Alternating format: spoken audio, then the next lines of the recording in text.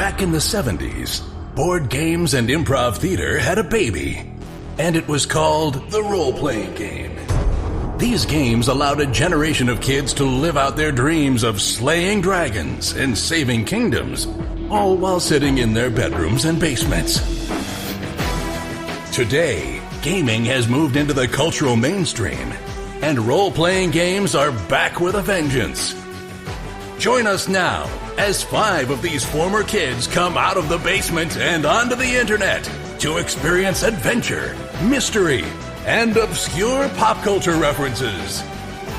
It's time for Roll for Combat.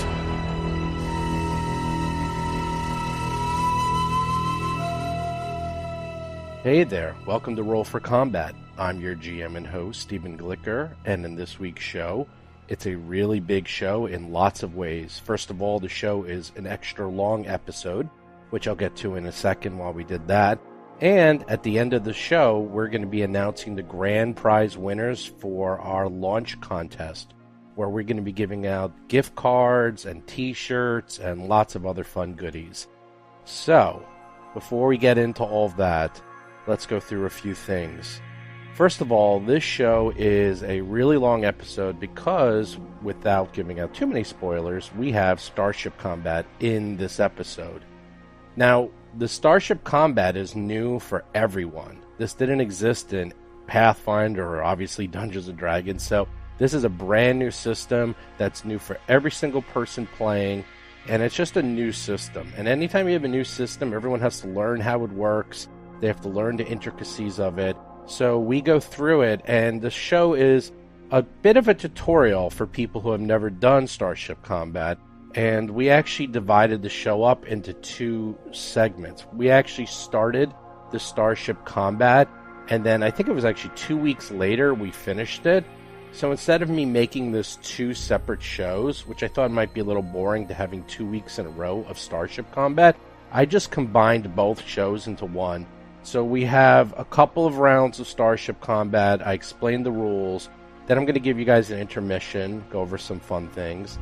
And then we'll pick up the second part where we'll finish up the combat, and then you'll see what ends up happening. So this way, you can decide if you want to listen to the whole thing. You can use it as a tutorial. We get about 95% of the rules right. Actually, we do go back and even correct a few mistakes I made. And on top of that, just this week, Paizo released brand new rules for Starship combat. So, wow, go to the online FAQ for Starfinder.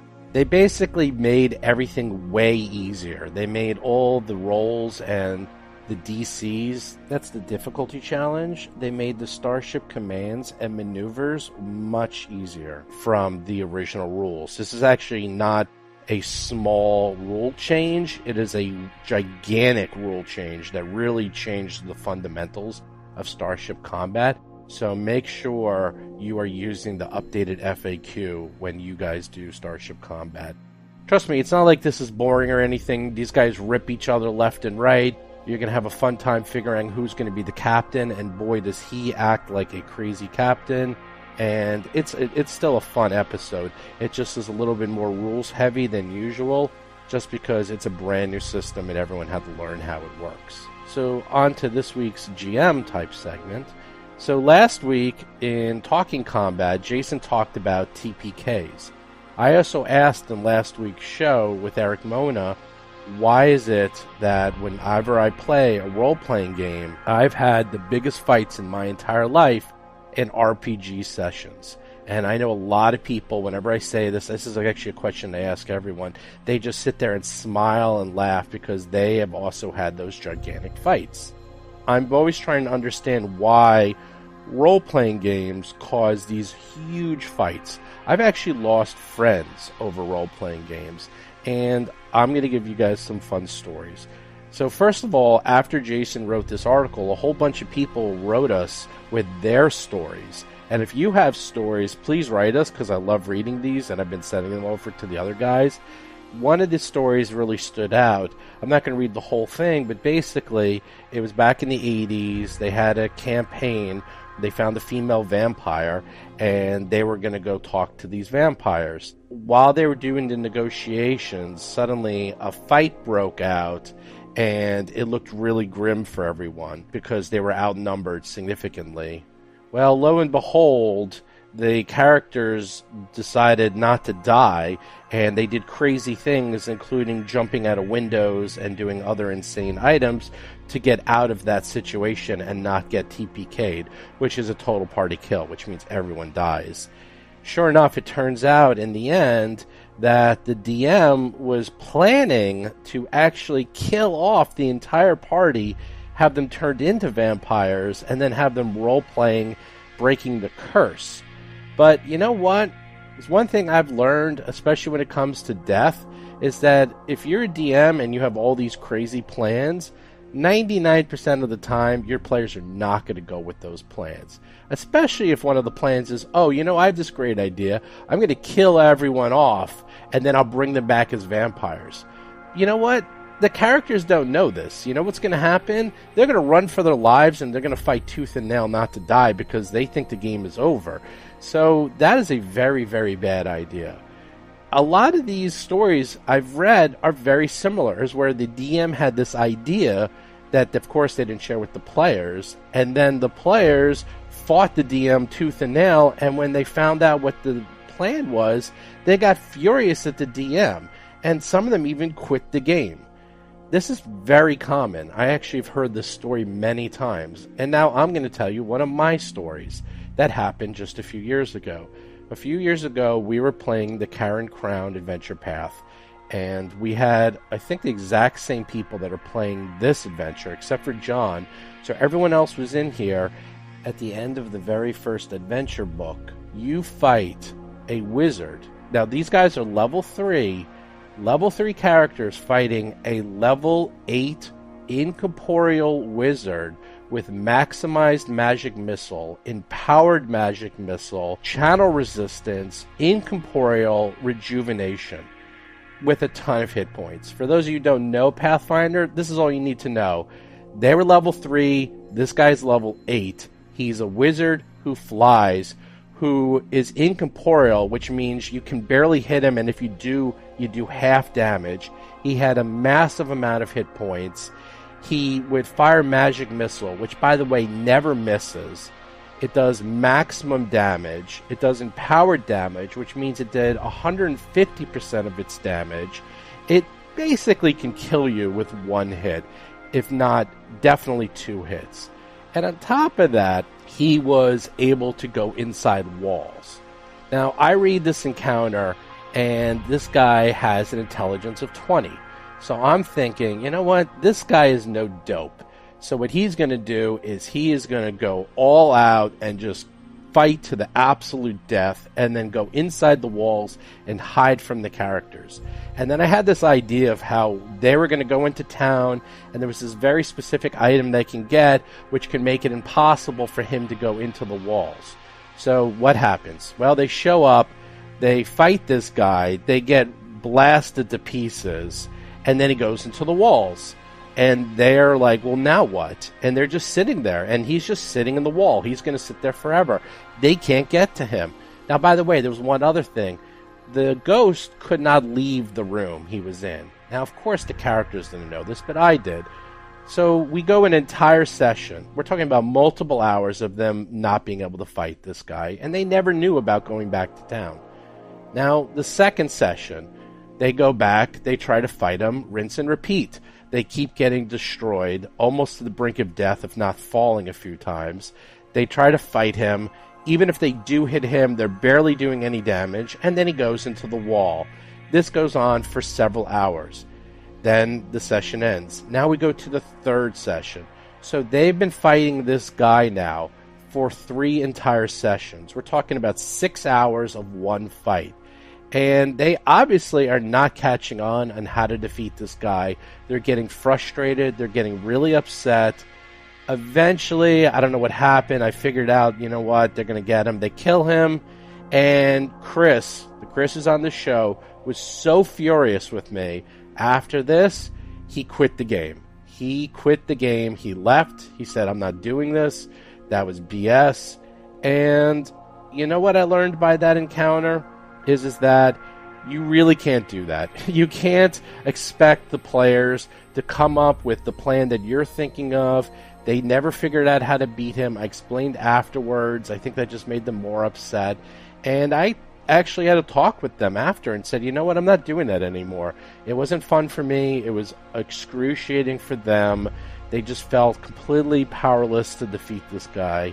And since then, I have learned, you know what, you really just can't come up with these elaborate ideas and these elaborate plans, especially when it comes to life and death for your PCs.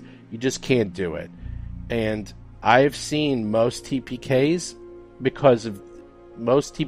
occur because this is what the DM does.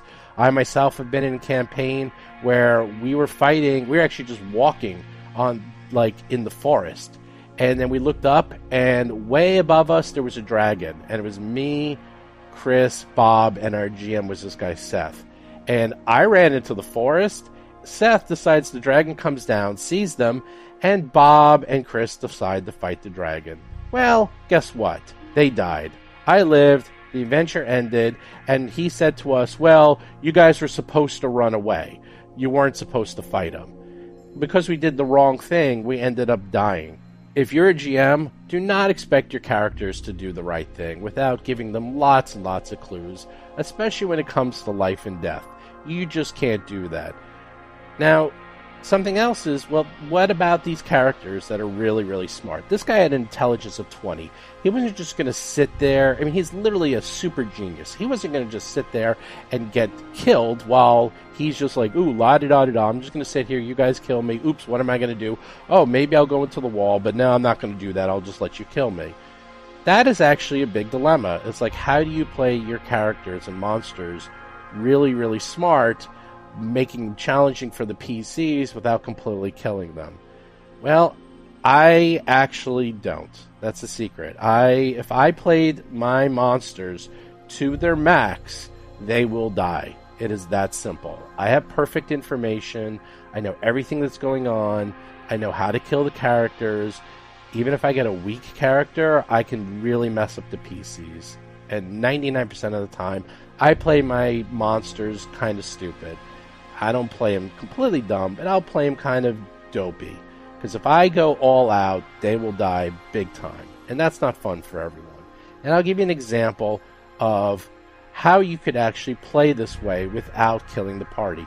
So this actually just happened very recently. And exact same players that we're playing with now, they found a sorcerer, and they brought her. She was in a room. It was a very small room, almost like a closet, and they had her cornered. So they blocked the room. They were trying to kill her, but she had a million defenses.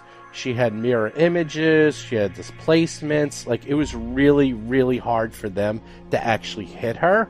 And they were going multiple rounds. It was 4 against 1. Actually, 5, because they had a construct. There's 5 against 1, and they just couldn't beat her. And she's just sitting there, not doing anything. And then eventually, when they almost get her down, she goes invisible. And they're like, okay, that's it. Block the exit. Make sure she can't get out. And what did I do? I didn't have her kill them. I had her climb up the wall, over the ceiling, snuck out the room, and escape. And she got away. Now, she was smart enough to know that, okay, I'm going to die here. I'm going to get out of here. And then she came back as a recurring villain, which made her really taunt the party, and it was much more fun for everyone. They were furious that she got away. They were not happy. They still talk about her getting away. But you know what? It was legitimate. I didn't cheat to do this. I also didn't kill them, which makes feelings go a lot better. And I also left a little bit of loot behind, which of course also made them feel a little bit better. But if she either just killed them by going invisible, that would have made them furious. If she disappeared and took all the loot, that would have made them furious. But it was more like, okay, she got away, we got to go get her, we'll be smarter next time, we know some of her tricks, and we got a little bit out of it. That's how you do it correctly. You don't kill the party outright, especially if you have a way. You just make them pay a little. And you'll notice I do that a lot. I actually have characters run away quite a bit, and it's almost become a mantra. You'll hear Chris say that all the time. They'll say, oh, they're running away again. Well, yeah, they do. They're going to run away. They're getting beat. They realize, you know what? I'm going to lose. I'm getting out of here. And they've gotten better at trying to keep them in, and they will cast spells that will hold them in place, or they'll cast web, things like that. So that's the subtle difference between how to make an encounter that will actually kill a character outright versus how to make an encounter that's challenging, that is fair for everyone, and also doesn't leave hard feelings for the PC. Anyhow, so that was kind of a long story, but hopefully you got something out of it both as a GM and as a player. So let's get into this week's show. Once again, at the end, we'll have the big contest. I'm also going to have a new contest next week, brand new contest, and let's get into Roll for Combat.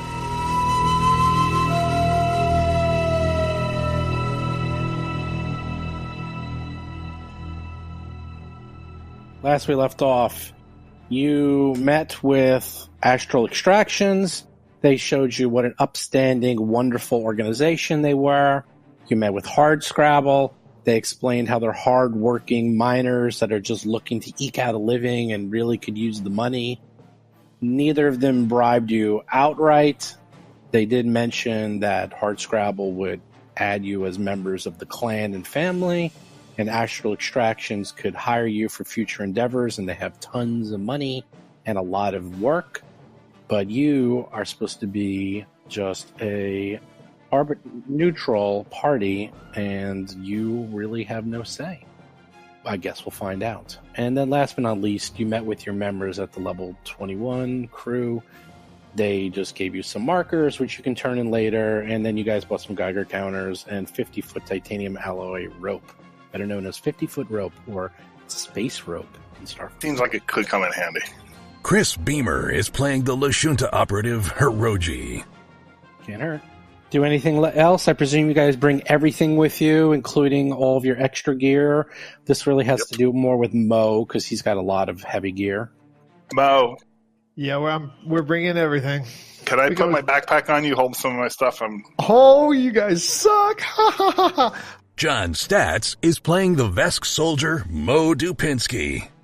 Okay, at any rate, here's my real question. Are we going to have a little spacecraft only to ourselves and no one else on it? Yes. Bob Marquis is playing the human envoy Rusty Carter. Then yes, we bring everything we own. It's literally just you. So, okay, you go to the Hippocampus. Hippo. Look at that hippo go! Most dangerous animal in all of Africa. Do you guys know that song? The Hippo in the City? No. Do a search. Do a Google search for Hippo in the City. There's a great song there. So you get to the Hippocampus. It is a nice, upgraded Ringworks Wanderer craft. I showed you a picture of what it looks like. It holds exactly 4 people. In addition, here is the sheet. And a little robot. Does it also hold like 4.5 for a little robot to be added? That's the funny part. Robots are not considered crew. They're not people. Yeah, we don't allow their kind in here. Too messy to clean up. Yeah, they're considered cargo, and it does actually have a cargo hold. So Cheddar's banished to the cargo hold. Jason McDonald is playing the Isoki mechanic Tuttle Blacktail and his drone, Cheddar. That is a cool character sheet for the ship. Are you guys looking at this? Yeah, that's pretty cool. So, yeah, just FYI, that's actually a very big discussion on the boards is, can a drone be used as a crew member during combat? They never really considered it, and it kind of breaks it, and they don't really have enough intelligence probably to do it, even though they do have some skill sets. So the answer is not really. They're not considered crew. So, yeah, they're kind of considered cargo. But it is fascinating because they never really considered that until people started to play the game. Okay, so it looks like we need to sort of assign roles then, I guess, maybe, huh? Yep. Okay, let me tell you all where you should sit. I'm in charge.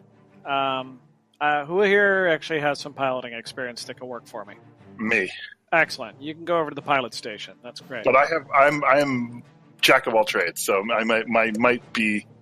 If someone only has piloting, I might be better served somewhere else. So, Okay, so Mr. Rat, do you need to crawl into the engine itself to be an engineer, or can you do it out here?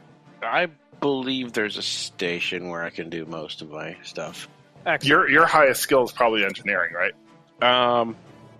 Probably, though. I could also serve as the science officer. What do you have as for your pluses? You can switch every round if something happens. The way I was kind of skimming. I mean, I was kind of reading the combat rules. It seemed like science is actually good before the fight starts, or in the early rounds before the ship starts taking any damage. And engineer, you can probably get by without an engineer until the ship starts getting hit. That is correct. All right, and the last thing I do is I look Mo up and down, and I say, gun. Go do gun. Gun there. Oh, I know, dude. Yeah, I do the gun. Yeah, I'm checking Good. out the Go Do gun. you make a good gunner? What does gunner use? I think you want the attack bonus. It uses attack bonus or the gunner's ranks in piloting, whichever is higher. Yeah, you press the gun button. Oh, Press really? Over and over. Press. It's a piloting? Oh. What's your piloting? Okay, yeah. No, but it's ranks. It's rank. Oh, ranks. I have one rank. Oh, okay. Oh, I have 2 in piloting. What are the other skills that come into play? It's engineering, piloting. Here, I'll give you a quick overview since it's been a while, Yeah, and I I only actually have one know it rank. very well. Let me give you the rank. Let me give you the the different roles are captain, engineer, pilot, science officer, gunner. In theory, you don't need any of them, but that's not really true. You definitely need a pilot if you want to not, die.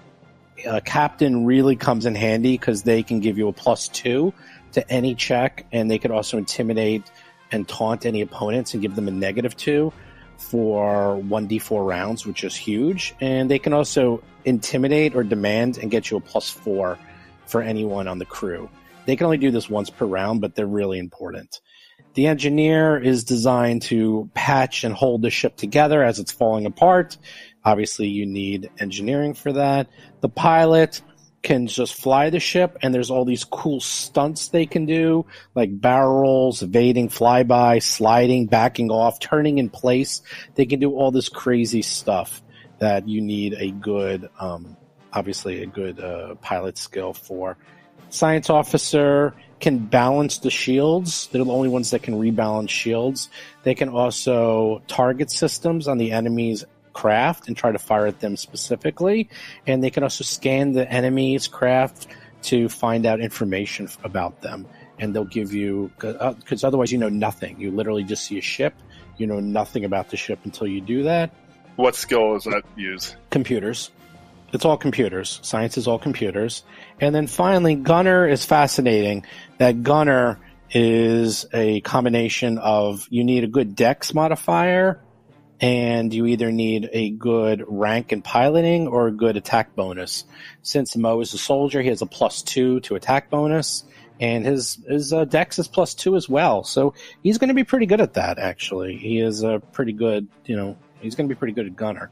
And what does captain use? What skills? Captain uses intimidate, diplomacy, and bluff. The one they use the most is encourage, which is a +2 to any one single check per round, and that's diplomacy. That sounds like a Rusty thing. Like you have all those, right? Because I have intimidate. All of them, and all of them very high. Okay, yeah, I have 4s. So I think then, yeah, Mo as pilot, Rusty as captain. I mean, me as pilot, Rusty as captain, Mo as gunner. And computers, of course, will be. That's going to be Tuttle. Yeah, Tuttle, and he can switch between computers. I and can bounce from science to engineering station. Yeah. Okay, so let's just start this off right. Damn it, Tuttle! I need more from those engines. More. We're not even under attack right now. Don't question me with your Vulcan logic. We need to get out of here now! Now, goddammit, now! Okay, I got that out of my system. Yeah, and let's have a little talk about the captain role. Just to be clear. Yes, you may speak. Permission. I am not part of the military. You do not have a rank. You are just sitting in that chair because Mo salutes the captain. Yeah. Yes, So, I did not spend all this time to be called Mr. Carter. Call me Captain Carter. All right. Nope, that will not be happening. Nope. I mean, you're basically a figurehead. Take your station now. A puppet captain. You're Captain Dunzel. I just realized I need to work up some. I probably need to work up some techno-babble. Yeah, you really do. Captain Dunstall is a deep original series reference that no one's going to get. Wow. I align the gyro calipers. Yes. That would be good. How about the inertial dampers online? And remember to reverse the polarity. And look out for the tachyon particles. Right, tachyon particles are always a thing. All right, so I'm going to be piloting. Woo! I've actually got a very high piloting skill. What's your piloting rank? Oh, I have piloting 1. Well, then you only get a 1. Good job. Because it's not your skill, it's your rank. For piloting, I thought that was for gunner. Nope. It's a subtle difference. You add the number of ranks you have to the ship's AC and TL, and so you have a 14 in each. With your extra pilot skill, you now have a 15 in AC and a 15 in TL. To there's be got to fair, be something else, though, for that number, though. Why would you have an 8? Like, what is that number ever used for? right. What do you mean an 8? What are you talking about? Well, I mean, because it's all the skill piloting is modified by lots of other things, and it comes out to a total of 8. Like, why? What do you ever use that for? You use that for the actual pilot skill for when you're rolling to do flying maneuvers. Oh, okay. All right, so that does matter. What I would ask then, though, Steve, is I don't think Chris was aware of the rank thing, and he is a skill monkey. Do you think Hiroji could respect to add one of his ranks to it? It's not a big deal. I mean, next level, I can add 2 ranks to it, and it'll be a 3. I can max it out. Yeah, it's not a big deal. I mean, I get 9 per level. I mean, it's 1 off. It's fine. It's fine in the sense that this is a small shuttle. You're not going across the galaxy or anything. You're just going to a quarantine area that's pretty close. What could possibly? But like, if that's my regular role, then I can max it out. I'll have it maxed out every level eventually. We probably won't need to know how to, have space combat, because the chances of us running into somebody else, it's very slim. Space is so big. It's true. Steve's already carving that on our tombstone. Yeah, I'm surprised I even wrote the rules for this, because there's just no way 2 ships are going to just, interact like that. Pew, pew. So let's go through a few items on the ship just so that you understand. It's a small shuttle. It has a speed of 6, which means it can move up to 6 hexes per turn when you're flying in combat. It has a perfect turning radius of 0, which means you can turn 90 degrees by moving just 1 square. If you have larger, bigger ships, they actually have to move like 1 or 2 or 3 hexes before they can actually turn, and they turn really slow. But since you have a small shuttle, it can turn very quick. That's per hex. That's per square. Okay, yeah, it's actually a turn radius of 4 squares. 0. We can just do a 360 and just like 3 squares. 3 squares. 3 hexes. You can do it because it's a hex system for space. It's not square. Yeah, so it's hexes. So you can go around in a perfect circle in 3 if you wanted to.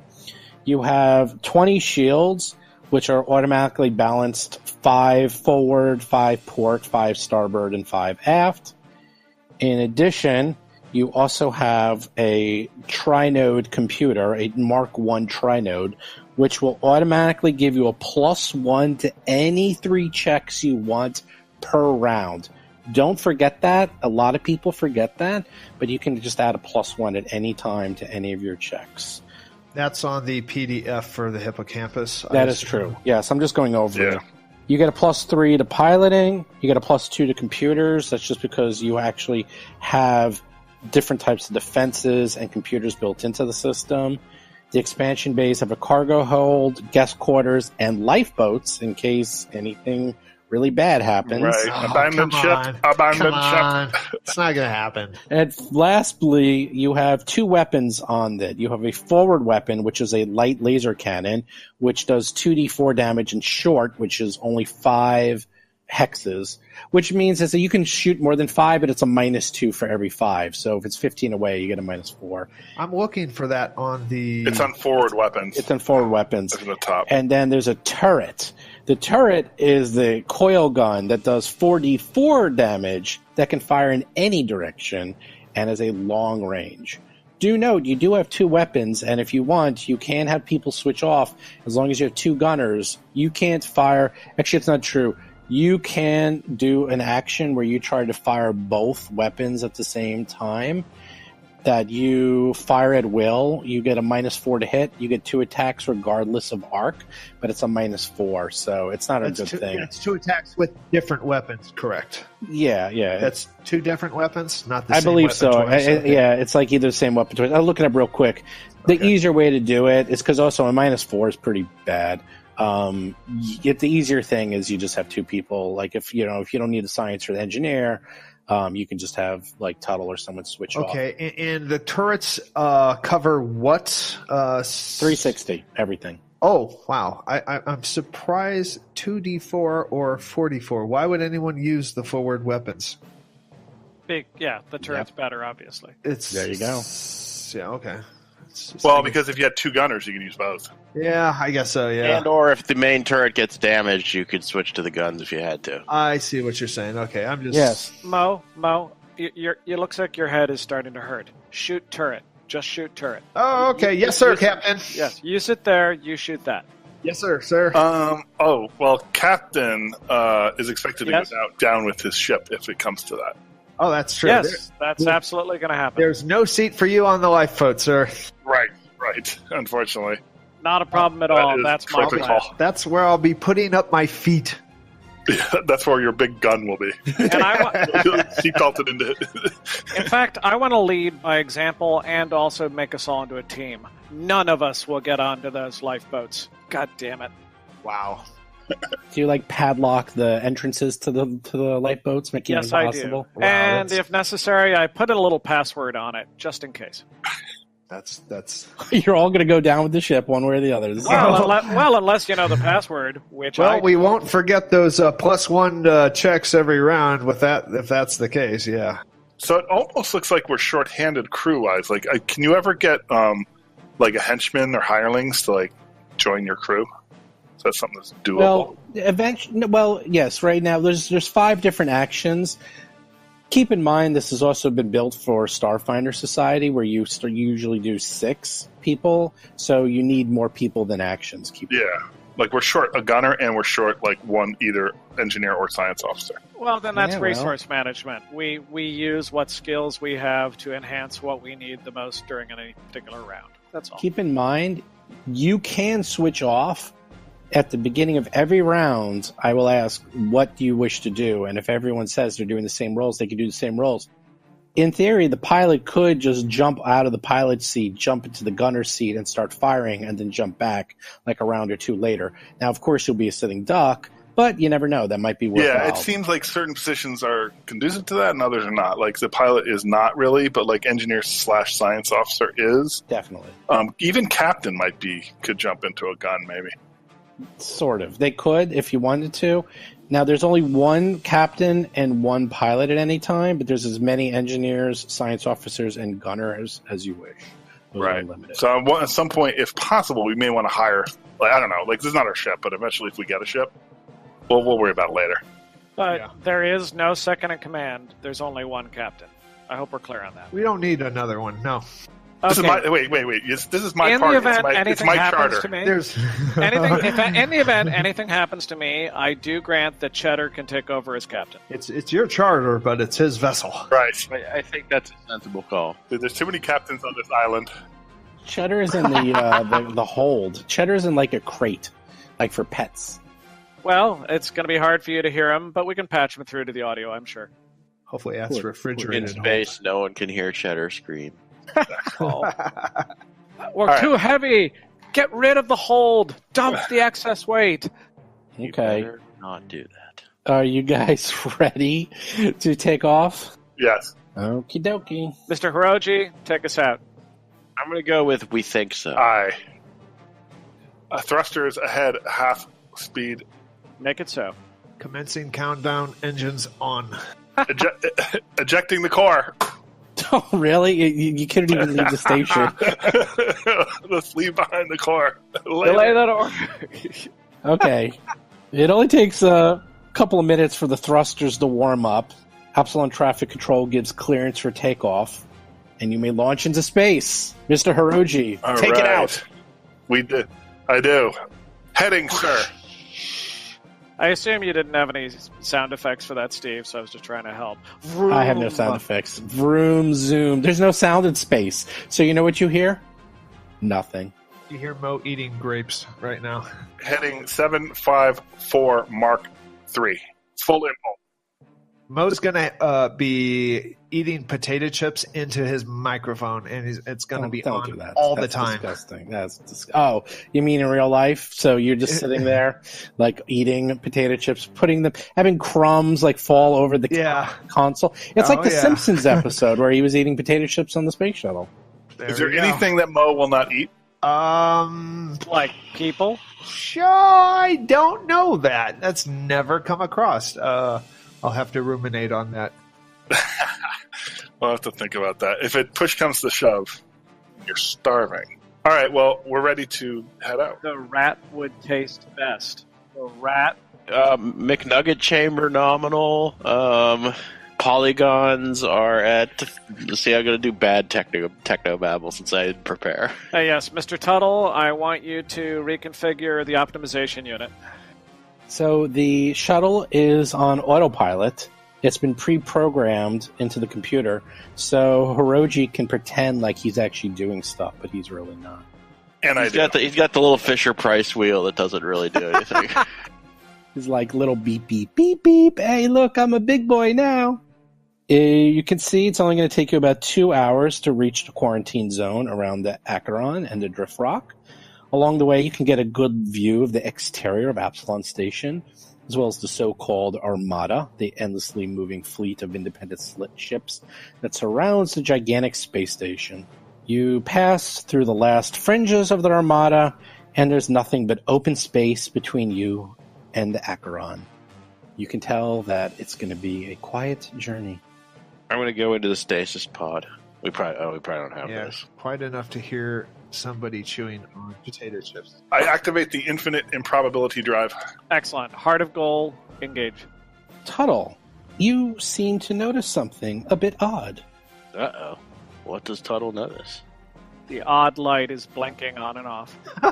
Sensors pick up a small ship that detached itself from the bulk of the Armada and seems to be heading towards you on an intercept course. Uh-oh.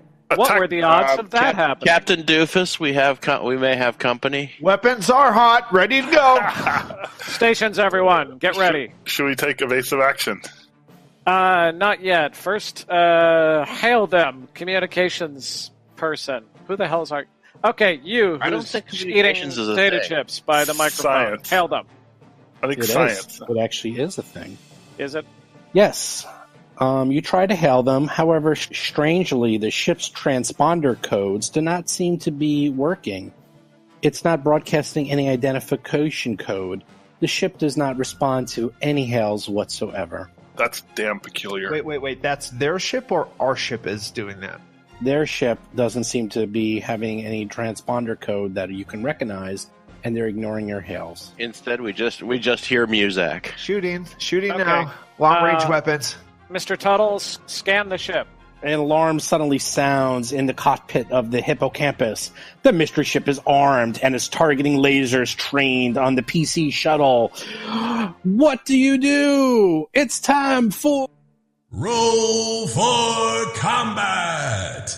Nice. Roll for space combat. Space Mo, madness. Shooting now. Mo, you claimed that we were not going to run into anything. What happened to that? Let's see. Is this typically resolved through an initiative, I guess? No, it's done very differently, and we're going to get to that in a second. I will help you and walk you through this. All right. I know this quite well. I ran hundreds of these at Gen Con, so I got pretty good at it.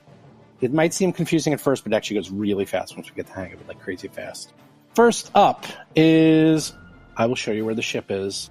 You see a very small ship. It appears to be incredibly tiny and zipping along. It's training its lasers on you. The first thing is, does everyone wish to keep their active actions, like captain, engineer, pilot? In fact, who is going to do what? I need to know. Mo is going to pull on the trigger as hard and fast as he can. Spray and pray. Captain Rusty Carter, reporting for duty. Executive Officer Hiroji, pilot. That would be Science Officer Tuttle. Excellent. Okay, now with that, you will... And Mo. And Mo is the gunner. Maurice Stupinski on the weapons. And Yeoman Cheddar standing there with a little pad. He's not wearing a mini skirt, though, don't worry. Aw. All right, so the first thing is the pilot. You must roll a pilot check, which is a D20 plus your piloting skill. And I will roll one as well. And whoever gets the higher check goes later, which is obviously very important because you want to go, you don't want to go first because then you get to see what the other person's doing. Now, are we going to get you said something about every roll getting modified or something, right? We get something special. Yeah, so the pilot check, it's basically it's just your plus whatever. So you get what, a plus 8 to your pilot? Yeah, but remember there was something you said to not Yeah, forget you'll about. also get a plus, you have a plus 3 in your piloting. So it's going to be a plus 3 to your piloting, and it's a plus, so you have an 8. So basically it's an 11 plus whatever you roll. Okay, but wait, what's that? What is that thing about the ship, though? Right? Is that what you're talking? Yeah, the ship gives you a plus 3 to your piloting. He's talking about All the right, plus gotcha. ones. All right, so I'm gonna make it plus 11 then, and I'm rolling. 31. That is pretty good. Oh, And I roll a mere 26, which means I go first. because we'd rather go. Yeah, we second. want to be the receiving team, I Yes. think, on that. Yeah.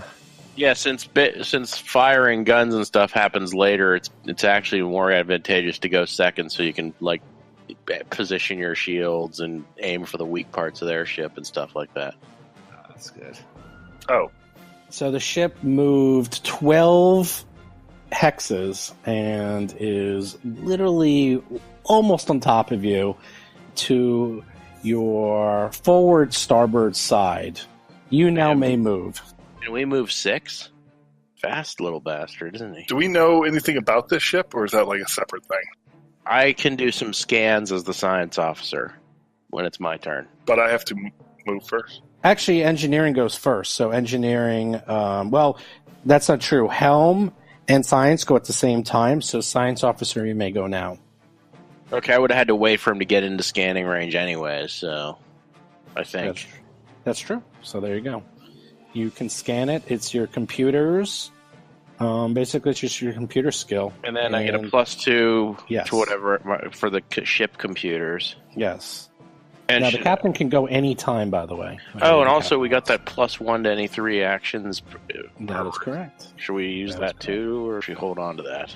I think for You get it per scan, round, so... I think I'll probably hold off on that for now, just in case someone else wants Well, to use I think it. scanning we want to get done early.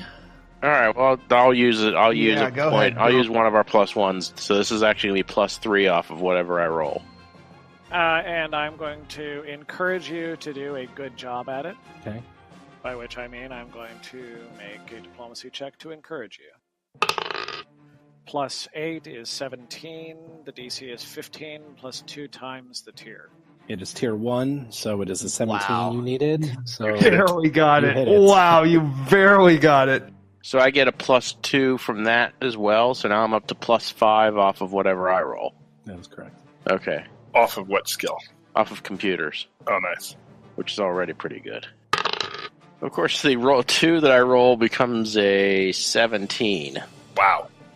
And Damn, you get actually, +7. that DC was good for me. So the scanning, oh geez, it was, I think it's like for every 5 you exceed the DC, you get 1 piece of information. If That is correct. sounds like maybe we made it, but it doesn't sound like we made it by much. I will say you actually did exceed. You find out... So the first thing is basic information, living crew, complement, and ship classifications. Is this actually supposed to be in? Oh yeah, new pieces of order Yeah, new pieces you get of all that. continuing down the list. So the first piece would be basic information, number of people on the ship, classification, size, speed, maneuverability. You find out through your scans there is one person on this ship. The classification is Deathhead's Necroglider, which is a tiny interceptor. Its speed is 12, and its maneuverability is perfect with a turn 0. In addition, you get to find its ACTL, HP, SP, and core PCU, which is its power. Its AC is 17, its TL is 17, its hit points are 30, and its core power unit is a Micron Heavy, which is 70. I punched those into the heads-up display so that we can see them. That is all you managed to All right, now we know what we're dealing with. They're unshielded. Let her rip. Oh, wait, sorry. They have shields. Sorry, they do have shields. Their shields are very weak. Sorry, I made a mistake. Their SP is 3 forward, 2 starboard and port, and 3 aft. So 3 to the front and back, and 2 on the sides. What kind of weapons though? That's the next thing on the scanning list. So to get weapon information, I'd have to scan again next round. Our turret is 360, right? That is correct. Ooh, that's good. Okay, my turn to move. What's the range on the turret? 20 hexes. What's our speed? 6. Okay. We definitely can't outrun this guy. Well, we can stay 2 ahead of him if his speed is also 6. No, his speed's 12. Oh, He's right. twice as fast as Okay. us. Yes, well. So I'll move there, and we can blast them on the aft or starboard or whatever. Did you actually go to ramming speed? I zipped past it and said, let her rip. Okay, so that was the helm phase. You're now in the gunnery phase. And Mo, it's all up to you, baby. Actually, Okay. they go first. They go first. Sorry, it goes in the order I forgot about. So they're going to fire at you first. And let's see what they get. A Nice. 4 plus... Well, Let's just call it a miss. Yeah, let's call that. Let's just call it a miss. 4 plus a whole bunch of other things. Yeah. And they barely miss you. Next up is you. Okay. I believe I am going to take a +1 for the. Actually. Okay, before you fire, Okay. instead of trying to encourage you, I think the Vesk actually respond to a little stronger hand. Actually, you can't do that. You only get 1 action per round. So the captain used up. Everyone okay. gets 1 action. Sorry, go per ahead. round. Right. So you can do it next round, just FYI. Yeah. Yes. Okay, so we've used the +1 how many times? Once. One. And you get it 3 times per round. So everyone Okay. gets to use it except one person. Yeah, Okay. I didn't use it. Okay, so but Bob hasn't used it. You haven't used it. I think I'm the last One of them, person. one of them went to waste, but you've got one you can use, so you might as well use it. I can use it twice. round? I can use it twice, though. No, the round ends after this. I know, by the but way. what I'm saying is one of my abilities is to shoot twice. Fire at will. If I do that, I can, instead of a -4/-4, it'll be -3/-3. True. I think it's But that's even with ship weapons? yeah, because we're pointing toward them, right? No, we're pointing away, but you have a turret gun on a turret, though? What kind of crazy pilot are you? You're pointing away from them? Yeah, Oh. I moved past it, and you can use the turret gun. That's what I'm assuming you're going to do, right? You're I can talking use, about using both weapons? yeah, but if you turn it toward the ship, I can use both weapons. I can't use it. I can't use the turret twice. Well, next turn. All right. So I will use that +1. I have a +2 base attack bonus and +2 for dexterity. So So we want you to hit. yeah, well, it's +5. Only +5? That's it. That's better than +0. So go. That's true. Oh wait, I rolled 5d20. And you got an excellent roll of 55. 55, although you... That's a hit. Yeah, that's... Here we go. Hold on. 23. Nice. 23. 23. You're cheating with them dice. You hit. Roll for damage. Roll for damage. What is it, 44? 44. Nice. Nice. you know, 12 damage. Holy moly. Hello. You put a hole in him, hopefully. You actually put a hole in them. You did. Go on. So what happens is there's a thing called a threshold. And if Oh, you I know see it the on there, threshold. it's like whenever you hit 1/5 of their whole hit points, you do critical damage. So roll a 1d100, and one of their systems is going to glitch. You get to do that because you get the glory of the kill. 25. 25. You hit their sensors. So their sensors are now glitching. But just to make sure how that works, it's whoever's on their bridge right now, the console in front of them blew up with sparks at the sensor station, Yes, right? exactly. Mhm. Which is him, because this is a fighter. It's a one-man fighter. This is fighter. really? Single pilot? Yep. Okay, that's it. Next round. We go again. Does anyone want to change the roles? That's it. That's the whole round. It's Cut very through quick. his shield, right? And did That the- is awesome. Yeah, That is it basically cut through his shields, hit the hole, so it did 2 points. You know this only because you did it. 2 points of damage went to the shields, and then 10 points of damage went through the hole. And you did enough damage that you caused a crit. And the way crits work is the first thing they do is they glitch. The second thing they do, which is basically a -2, the second thing they do is a malfunction, which gives you a -4, and anything that has the push action next to it, you can't do. Wrecked is the next phase. That's really bad. That gets a -4 penalty, and you get all these other horrible things I'm not even going to get into. And then after that, if you get hit again, it hits you personally. It will go through that's like you getting shocked through, like the Star Trek, the thing Right. explodes in Through front. your flak They're jacket. falling from Wow. the ceiling. Exactly, right. And then you actually get hit personally with these type of weapons, which is not good. So we gave him a -2 with the sensory hit to the sensors? Yes. Okay. So Now we go again. So that starboard shield is gone now, right? That is the port. It's starboard shield. Yep, starboard shield's gone. Okay, so I'm gonna use that to my advantage. Like, we hit them in the unshielded side, Yeah. And point the ship toward their ship. Right. Yeah, Or, by the if way, that's okay with the captain, damn it, Mr. Hiroji, turn this bucket of bolts around and I face know what the I'm enemy. doing. I'm flying by the seat of my pants. All right, who's doing an engineer? Engineer, is anyone doing anything for engineering Is check? science also considered engineer? No, it goes engineering, Okay. helm, gunnery. So engineering is literally just the engineer. Since you don't need to divert, hold together, or patch, I presume you're going to skip that. Which brings us to the helm. Once again, roll a pilot check. Okay. At plus 11 again, right? Yes, I rolled a 28. So you're adding your +1, I presume. Yeah, I'll add a +1, so that's Ooh. 23. I have a 28. So my pilot beats yours, which means you go first.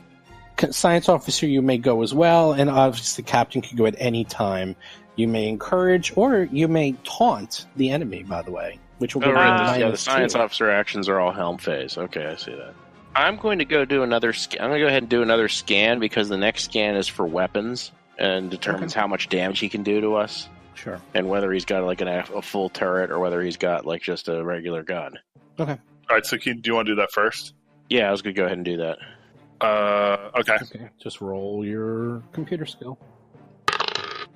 That would be a 20. A 20. Which is actually a 22. Which is actually a 22 with the +2 for the ship. And the +1, free. Well, +1. You got a +1, not plus. Oh, wait. You forgot to put that in. So, yeah, so 22. Yeah, I didn't take the +1, so. Okay, 22. 22. Unfortunately, you fail by 1 to get details on the weapon. You only get the same information. However, you do get to have a total of its armor class now.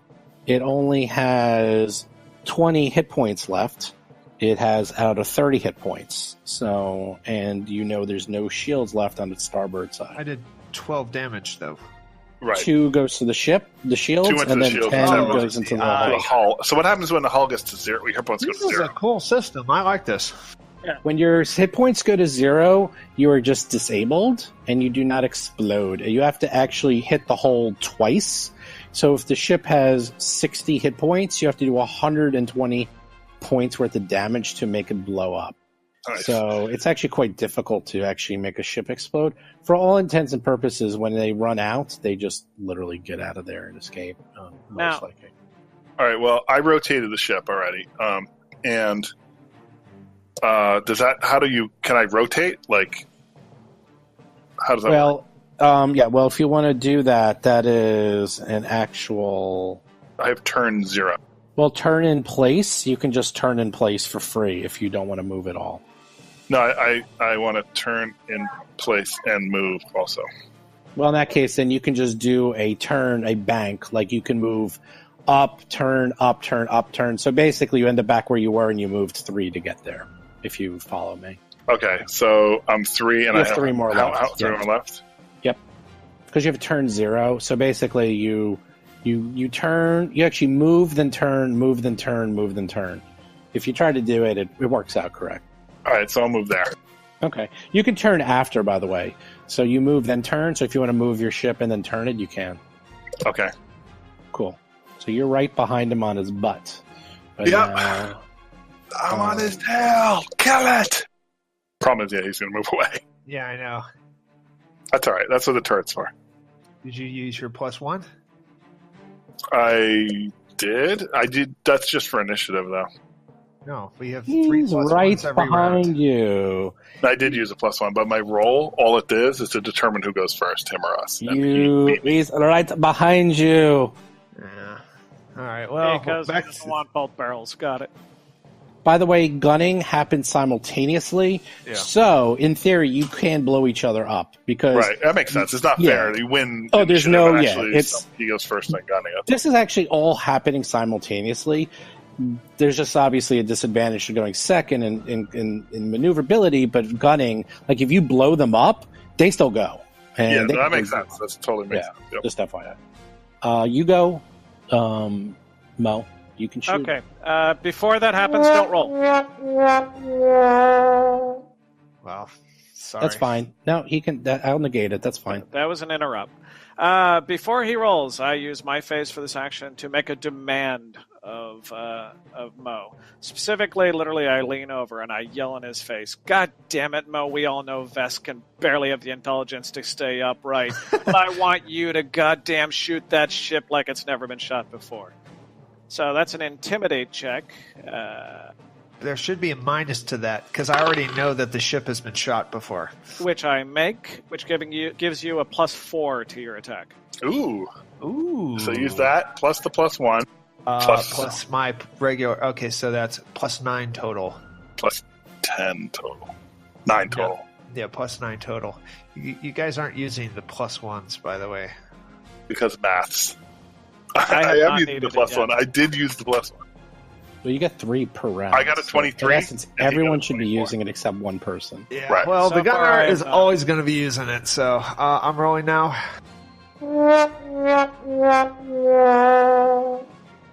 Okay, now I rolled a 1 the second time. I've rolled good. 2 1s in a row. So, We'll call Hey. that an automatic miss. yeah. Yeah, there it is. Oh, wow. 2 1s in a row. Welcome to Starfinder. Yeah. You know its AC was Wow. 17, and this thing could easily shoot you. I mean, you could easily you easily missed with that. Now it gets to go, and it's going to fire at you. So I think a 23 is going to hit you. Minus And 2? you're- no, that's for scanning. That has nothing to do with anything else. Oh, okay. And it hits you with its gyro laser. A gyro laser. Oh my god. Oh, And it I already- does one damage. point of damage. It hits our shield. Shields And are it hits your shield. Shoots spicy pieces of laminatus. Wow, that is It so literally- awesome. It literally Shield status. it hits your aft and just stops there. Yeah, taking Mo lessons right there. Hey there, this is Steve. Little intermission from the Starship combat. Hope you guys all enjoy it, and trust me, Rusty only gets much, much worse in the second part. He's really starting to let the captain role go to his head. It's quite funny. Bob is excellent at role-playing these annoying characters. He was a paladin once. Oof. I will tell you, lawful good is by far the most evil alignment around.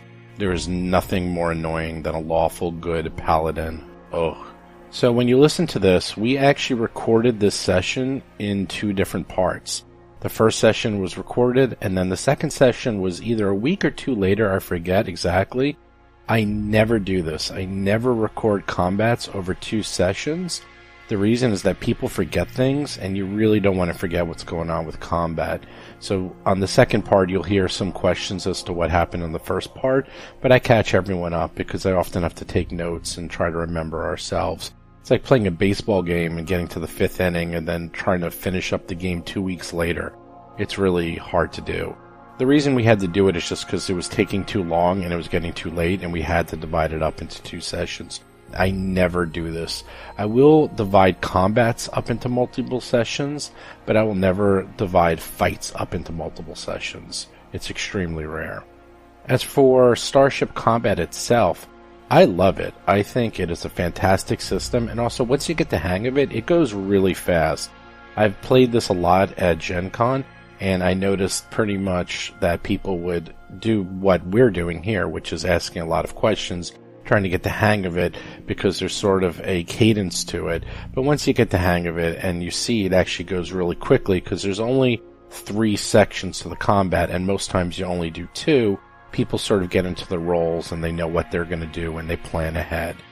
The only issue I have with Starship combat is when you're in the ship, it's all or nothing, meaning that if you are the PCs and you lose, you're in trouble. I actually asked Thirsty this at Gen Con because I was playing and the PCs lost, and I wasn't exactly sure what you were supposed to do because in theory, don't they all die? And he said, well, yeah, they all lose. They go into the escape pods and they lose the session. So that's my only issue with the Starship combat. Not so much what happens if the PCs lose, because if the PCs lose, they can get into the escape pods and then I'll figure something out. The issue is when the PCs win, because there really isn't any rules for like boarding or actually like taking on the starships after you beat them. And the way it works is if you beat them, the starship is just disabled. You actually have to do 200% of the damage on the starship for it to explode, which puts it kind of in a weird situation, because why would a PC ever just leave the starship hanging around? And there's a lot of times where the starships are actually meant to be disabled. I presume this will get sort of worked out as time goes on, but right now it's a little weird as if you beat the starship, kind of what happens. I kind of have it that they go into their escape pods and that they can't be tracked and shot down. How realistic that is, I'm not exactly sure, but that's the way I'm playing it. Anyhow, let's get into the second part of the Starship combat.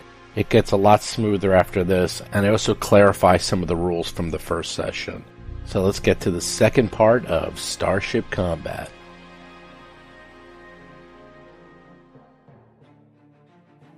So real quick, I looked up for you, Jason, about how this scan works, but you were correct in the sense that once you find out one piece of information, it continues down the line. So I'm going to retroactively and tell you that there's one living crew member. I'm just going to go through it again. Basically, the way it works is that when you scan a ship, the very first time, there's basically 5 items you can get. And if you get items 1 through 2, the next time you do the scan, you start at item 3, and you continue down the list until you get all 5. Yep. However, there is an interesting dilemma that they didn't think of, is that some of these items can change. For example, item 2 is their ACTL and their hit points and their S points. Which is like how much shield damage points. Shield points. Exactly. And they didn't anticipate that, so that will also, that you should go backwards and retroactively tell them how that works. And there's also another item that they messed up, is that if they only have a detail on one weapon, and then it says repeat for all weapons, but if you get 3 or 4 weapons, how does that work? So they basically said you keep repeating number 3, which is detail on one weapon, and then you just go through each weapon until you're all done. And then you go to item 4, which is another item they messed up. Does all that happen on one turn? Yeah, there's a lot going on. It depends on how much you exceed the roll by. For every 5 that you exceed the roll, you get one additional piece of information. Got it. Yeah, and the way they wrote it is probably for space, that they sort of made it so minimal, but it's actually much more complex than I thought. Anyhow, I'll go through it again just so you can remember. So one crew member, it appears to be a very tiny interceptor. that has a speed of 12. It has a maneuverability of 0, which means you can actually turn 2 degrees instead of 1, by the way. That's how you're able to turn around on a point in 3 turns. Like you can move forward, turn twice, move forward, turn twice, move forward, turn twice, which basically gives you a complete loop. So it can turn very quickly. You have that too. Its armor class is 17. Its TL, which is target lock, which you don't have to worry about because you don't have missiles, is also 17. Its hull points is 20, down from 30 because you did some damage to it. Its shields, its forward shields are 3. Its port shields are 2. Its aft shields are 3, and its starboard shields are 0 because you totally knocked them out. Its core PCU, which is its power, is 70. It doesn't really matter for this. And details on the weapons, I'll tell you what it has. It has a gyro laser in the front, which will basically it's just a laser. But the thing about a gyro laser is that it can also shoot on the port and the starboard. It just gets a minus to the attack, so it can hit 3 quadrants. And it has a light EMP cannon on the front, which will mess you up. It doesn't actually do physical damage to you, but it glitches out your systems if you get hit by that. There's a lot to take in. Wow. And I'll have another question when you have a second. I am done. That as far as you got. All right, I am quoting some text in D20 because it's a poorly written rule for one of the captain abilities. Which one? I know all of them. It's the demand. The problem is the second sentence, the way it's written. I'm fine if it means you can only use this ability once through an entire combat, but as written, Yes. It's stating that you can use it per each individual character. Yes, you can do it once per combat per character. Is how it Okay, works. so I can just rotate among the other 3 for 3 rounds Yes. and give +4 to each of them. That's fine. Okay. Once per combat. So you actually already gave Fine. it to Mo. Yeah, You that's fine. Right. And you can't do it yourself. Has he? Yeah, that's fine. But it means I should honestly open combats with +4, +4, +4. I thought I not rolled +2. but I thought I rolled before he actually gave it. No, you didn't. No, you didn't. You gave it. He gave it last Okay. time. I remember.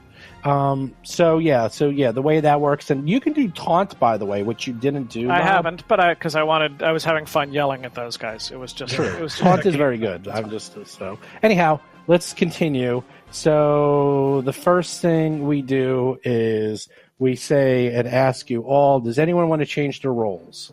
Captain, engineer, pilot. I got science. this. I'm piloting like a champ. Turn the ship! If anyone wants to be captain, I will treat you like the mutinous scum you are. Don't worry, Captain. I got this. Yeah, we could have a mutiny. I guess I'm going to stay at science for now because most of the engineering stuff implies we already took damage, and so far I don't think we've taken We've taken much, if any, damage. I think our shields took a ding, but You took 1 point of shield damage to your aft. Your shields went from 5 to 4. Yeah, if we could get this thing wheeled about, we could use another gunner on our. why don't I switch to the guns? I'll switch to the one that shoots forward. You stay on the apparently, turret. you can use piloting ranks for guns too. It's weird. Okay, so with that, Captain, do you wish to do anything during the engineering phase? Engineering, no. Because if Jason is moving to guns, I'm going to actually smack him along the side of the head this round to give him +4 to hit. Excellent. Well, keep in mind we got to get it so that it's in the front. It's in the forward quadrant, or else I can't Back shoot. to your station. Yes, so if the pilot will finally stop acting like a coward and face the enemy. Hey, I'm a hotshot, loose cannon pilot. Like, you've never seen that before. So with that, roll for who gets to go first. So you roll and then add your...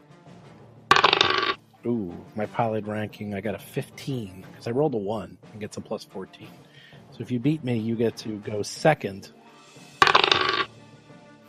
Wow, what a waste of a 20, Chris. Oh, that's Good great. job. He rolled a 12. He rolled a got 12. 20. It was actually good. Oh, 12, you're right. You Yeah, get rolled a it's 12. Chris. He doesn't roll 20s. Come on. That's true. So my guy will go first, and he will do something fun. You beat my 20? No, going No. second is better. Oh, that's right. That's Second's right. better. Oh, yeah. Now, if he messes up our systems, does that affect us on this turn? With that Yes. forward gun that screws up? No, it doesn't. I thought no, it was because simultaneous. it is simultaneous, so it won't affect you this turn. It Okay. affects you Just- next turn. Just check. Simultaneous. Unless he does this.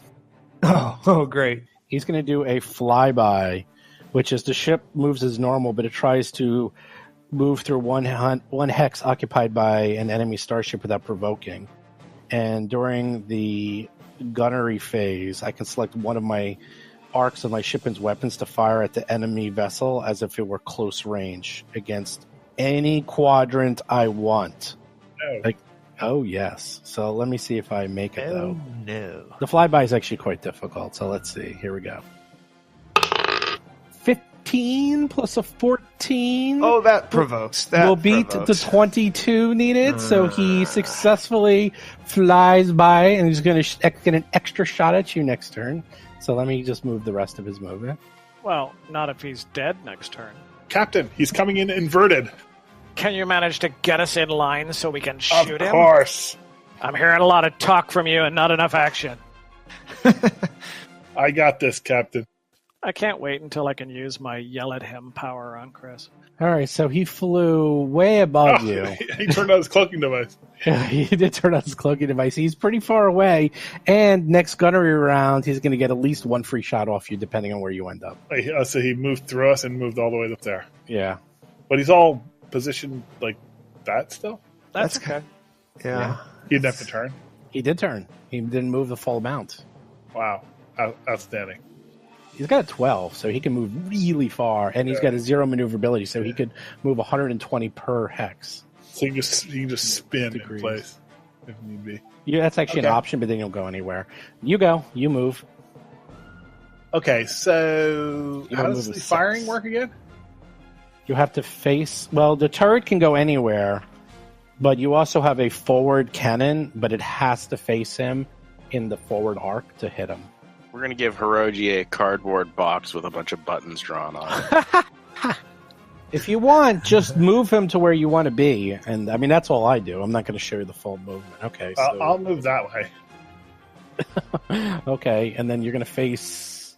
I'll have to Well, you face can it, do my target. 1, and then you can go 2, 3, 4, 5, 6. You can't go that far. You only move a 6. That's right. Yeah. Sure. Yeah, you That can looks do right. that. Yeah, that looks right. Oh, looks good. Finally. All right, that's done. Gunnery is up. Now, we actually go simultaneous, but I will go first since I lost. And they are going to fire his gyro laser at you for free. Evasive maneuvers. Too late. That actually is an action, which Chris could have done, by the way, but he decided not to. No, we wanted him to face I'm a it. very green pilot. Yeah, you are. No, I think we want to use our maneuvering advantage when we have it and put some hurt on this guy. Yeah. So 18 Well, he rolled well. plus 6 easily bypasses your armor. He will automatically hit you on the we'll say the aft. Nah, we'll say the forward. Well, we're Yeah, facing that's- him now. Well, it doesn't matter when he does the flyby. This is the flyby attack. Oh, Yeah, no, I This is understand. the free attack. You This isn't even the will. real Yeah. attack. The precision strike. So 3 points of damage on your forward shields. So you're now down to 2 on your forward shields. Now he does his real attack, which is going to hit you again with Remember the that we have to laser. shake back and forth in our chairs. Oh, that's a 7 plus Out of whatever. 20, Not that's enough. Not nearly enough probably, to hit you. So his second shot misses by quite a bit. You are up. You being the gunners. I would say the gunners are up. Which one of Okay. you wants to go first? Now, Chris, you said we could use our piloting for gunnery. Is that You even can right? you can use Piloting the number of ranks, ranks, yeah. or you can use your base attack bonus. Okay. You being Vest yeah. might want to use your +2 instead of your +0 or +1. I'm just saying. Well, that's the thing. Like, you have a base attack bonus progression of 1, so you'll never even have to take ranks of piloting. Like for me, or for like some caster who has a base attack bonus of like 2/3 or 1/3 or whatever, or 1/2, would always want to use ranks. because your ranks will way outstrip your. Now, that back. said, mechanically, it's built for the concept of only a 1 per level progression for every single person. That's correct. Yeah, Mo, you get a +5. That's your plus that's what I 5. thought. I'm looking Right. at the 5. I'm trying to figure out. I'm trying to walk Now, you get backwards a and plus- see how I you got can get to a plus. that. It's well, 3 ranks 'cause- of piloting and a +2. No, it's not for 3 base. ranks. It's impossible. You don't have 3 ranks. You only have 1 or 2 ranks. You can never have more ranks than you Your hit have dice. levels. It's impossible. Aren't I? Oh. That's points, not ranks. Ranks is how many ranks you put into it. Oh, the I'm rank, looking you at can class put bonus. 1 rank per level up to a maximum of your level. I kind of wish Okay, I'd so- put a rank in piloting in this level then. Oops. All right. You probably Well, have hell, base tech bonus of 1. I might as well roll. Okay, I'm going to be using the Hippocampus's coil gun, which is 44 damage. I get a +5. I'm going to roll Now, now. don't forget, you also can use the computer. That gives you a +1. You can use the computer up to 3 times per round. That gives you a +1. And you guys haven't used it at all, so that's right. don't forget So to do that. I'll be on a +6 then. Yes. Okay, Shoot. so shooting. Oh, actually, Well, same result. so you rolled a 16 Yeah. and you missed, I think I need a 17, right? pretty much. Jason is up. Frick. Now, Jason, it's your pilot rank or your base attack bonus, Which are is a both 1. +1. I have It's 1. your- Interrupt. It's your dex modifier. Oh, okay. As well. Which is actually pretty Interrupt good. before That's actually Jason +2 goes. for dex modifier. So Okay. 2 for dex modifier, 1 for either base attack bonus or The captain piloting, might and then want to 1 inspire for you. Plus computer. I know, don't worry, Bob, we'll get to you in a second. Plus Yeah, I got the it. ship's computer bonus, which is a +2. So you get a +5 as well, Jason. You're the Oh, okay. exact same. Right on. Now, you could also get the +1 for the computer to assist you, so you get a +6. And then if Bob wishes to encourage you or demand of you, you can get more. Oh, it's going to be a demand. And in fact, let me put that out there. God damn it. I'm sorry, Dr. Tuttle, as you want to be called. I know you want to sit there chewing on your test tubes and not getting anything done, but I demand that you do something better than the rest of your race has ever done in their lives and shoot that goddamn ship. Wow. Let's see if shocking racism motivates me to hit. So now with the is that Oh, a no, he +4 has to then? roll. He has to Yeah. roll a DC. Oh, right. He does That's nothing roll. until he rolls, right? Yes, he has to roll a DC. +4 to your check. Yeah, if you roll a DC 17 check, Bob. Oh, yeah, me. Right. 11 plus, yes, +9 for my for my diplomacy, so 20. that was very good to blow. I think it's intimidate for that. Yeah, by the way. intimidate Which is is also different. +9. So Yeah. Oh, really? They're all +9. Oh, wow. That's Well, fine. so you got a 20. Your DC was 17, so you easily demand of Dr. Tuttle to do his best. So you get a +4 on top of. So you get a +10 total. That's an ability you're all going to enjoy as time goes off. Okay. I don't want the racist to kill me in my sleep, so I guess I'll try to make sure I hit. So now I'm at +10. So here we go. Nat 20. Nice. No. You With tell natural her. 10. You Natural- tell that she's No, So I yeah. added the +10, so that was a 10 Oh, plus 10. yeah, sorry. that's Sorry. 10 plus So they're not Not a a crit. nat 20, a 20. I messed that up. Hey, hit. Yeah, We'll take hit. a hit. So oh, wait, you hit. it hit because of the +4. Racism works. Oh, hell yes. Wow, you wrote it. And there's our message for the evening. Racism Yeah, works. and for anyone listening, I mean in the subject of the game for a dick human. Let's be clear about that. Not beyond that. Yes, these are all fantasy characters. to You're fantasy a races. filthy human. Oh, my God. Filthy human. Yeah, Bob so Barkley. you hit the We're port. up to sensitivity training after this is over. Roll your 2d4 damage because you're using. Oh, you're using the turret.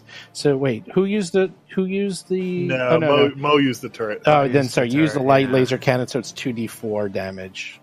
Jason, On its, Woo! 4 damage on its port side.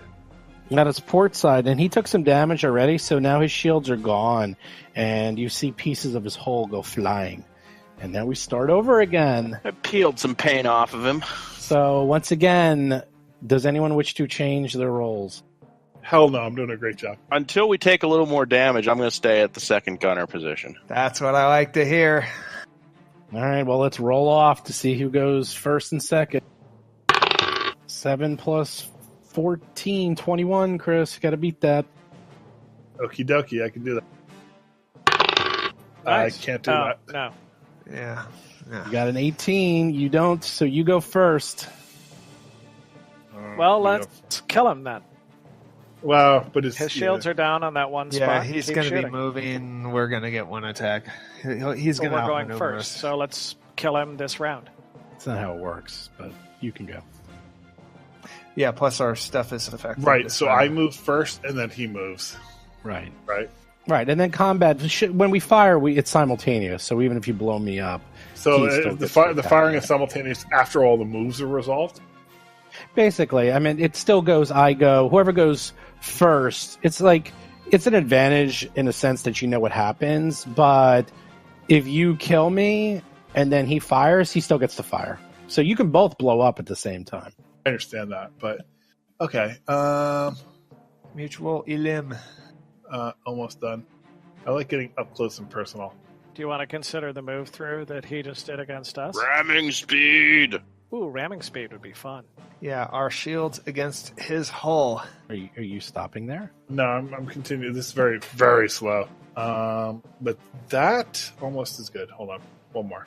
Yeah, it almost doesn't matter where you put the ship because if he I figure I put beats it- us, he's yeah. going to go around our. I know. I Any figure I side put it he at wants. one right next to him. Yeah, that's Why not? probably just as well. But you know, he'll be able to do. Hello. Yeah, Oh, he's maneuverable enough. He can put himself wherever he wants. Yeah, All right, I'm done. but I like getting close to him. That means that he can't get super far away. You know, in one turn, we'll get some pot shots after him. I'd like to point out that there's a section of the rulebook that has the phrase "transporting between ships during combat." Excellent. I don't know when we. Whoa! I don't know when we might get to do that, but Wow. that's pretty cool. Yeah, that's probably going to involve some rules. Oh wow, he is freaking far away. Yeah, he knows his shields are gone.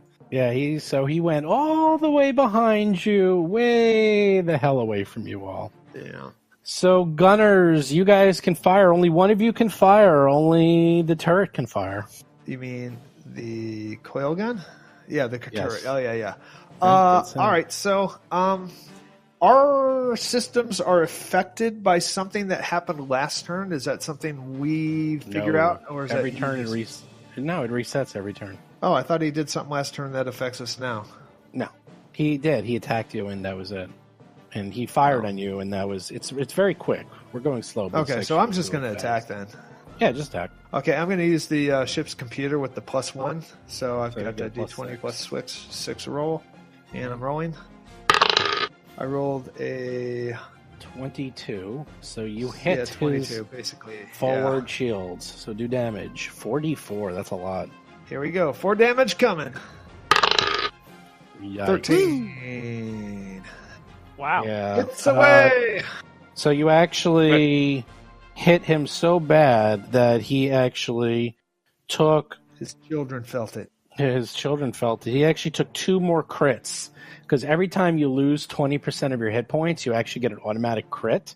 So roll a 1d100. Oh boy, I remember this. So I get to roll this twice? Yes, because Oh, you that's hit him good. so bad. I think we already Oh, screwed. I think good. we already screwed up his. I want to say life support system. in the You first. messed up his sensors. That's the first one. Oh, sensors, right? Sorry. Okay. He doesn't All really right, care. rolling And first plumbing, system. plumbing crit, is next, right? 42. A 42. Ooh, that The can mini affect, bar. The mini bar is down. That can affect weapons. Roll a Oh. 1d2 on which weapon you hit. 2. Okay, you hit 2, which I'm going to mark off.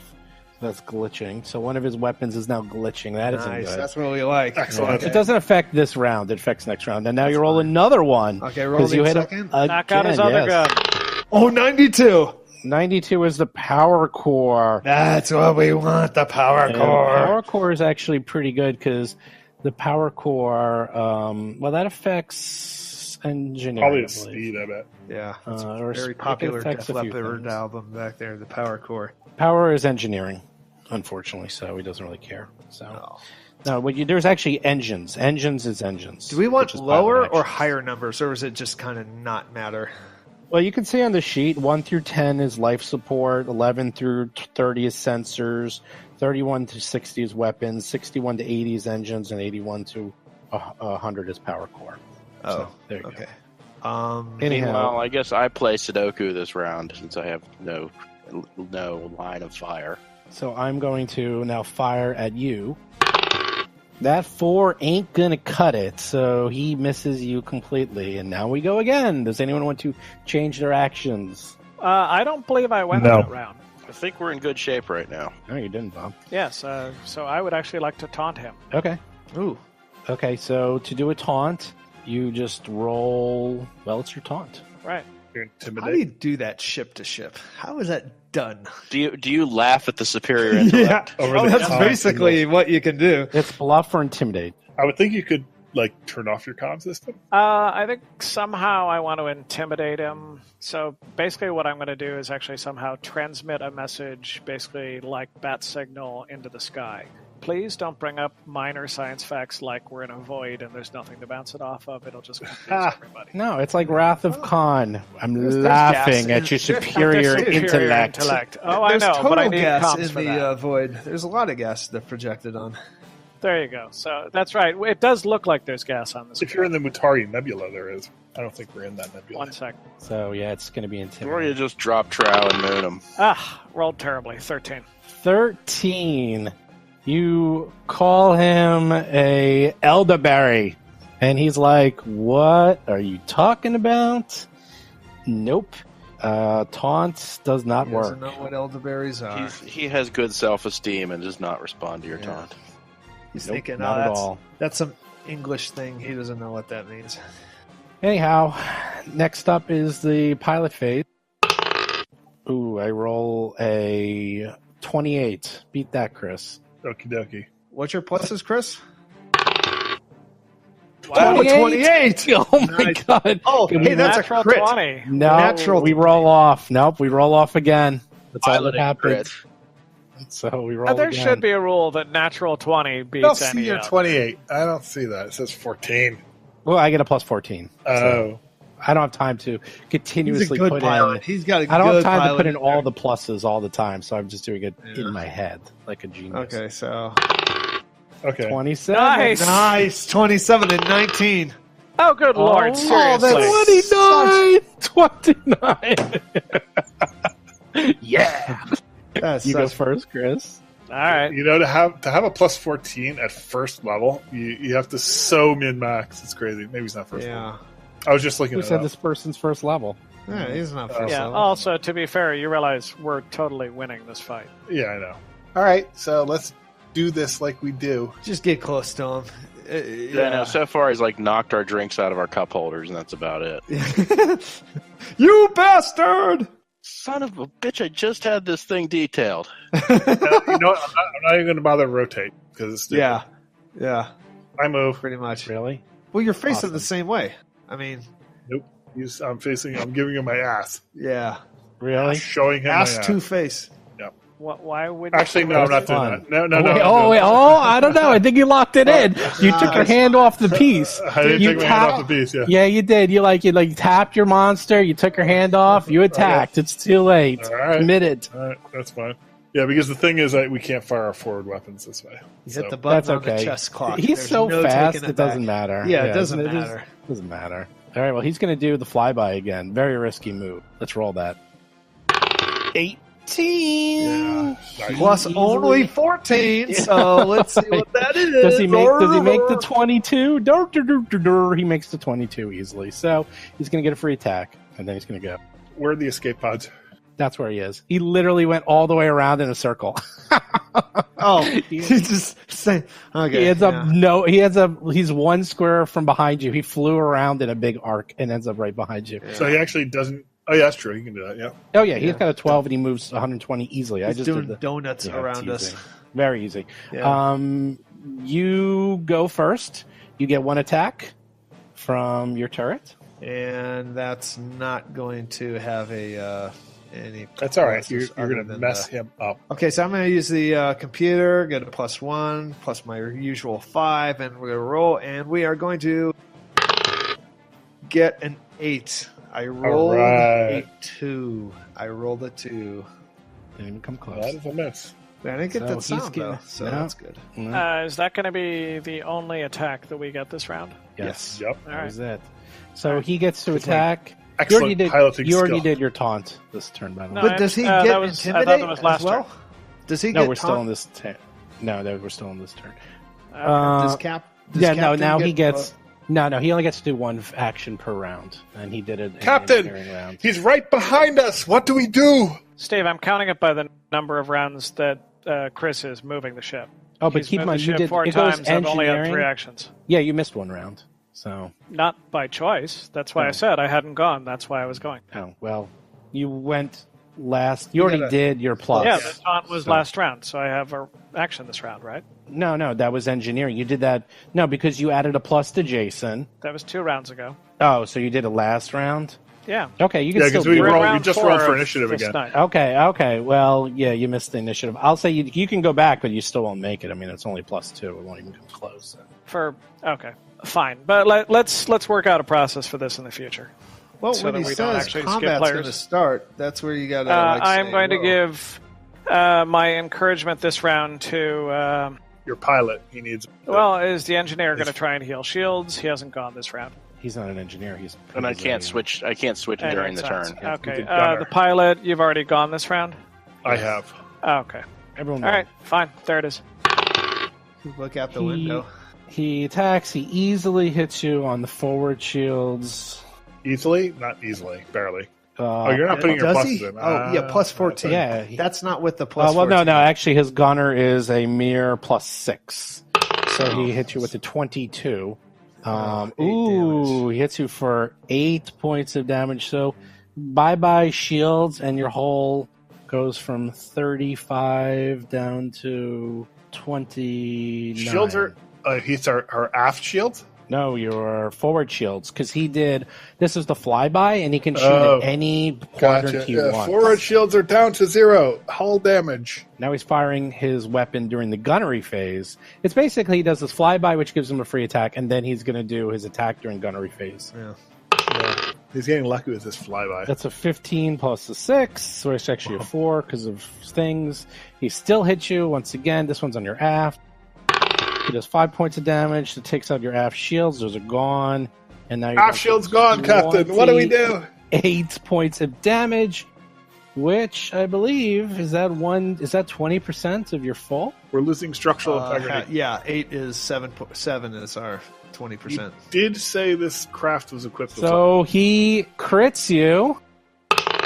47. Oh, that's what? our weapons. What do you mean crit? He crit us? Every 20% of your hull that goes away, you automatically get critted for both parties. Oh, we don't want glitchy weapons. So that will hit your weapons. Let's see which one it hits. It's gonna hit. That hits the turret. The turret is glitchy. Great. Why the turret? Why is a 3 a turret? It goes 1, 2, 3, 4, and a turret is all quadrants. So there's nothing in the 3 quadrant, which is your aft.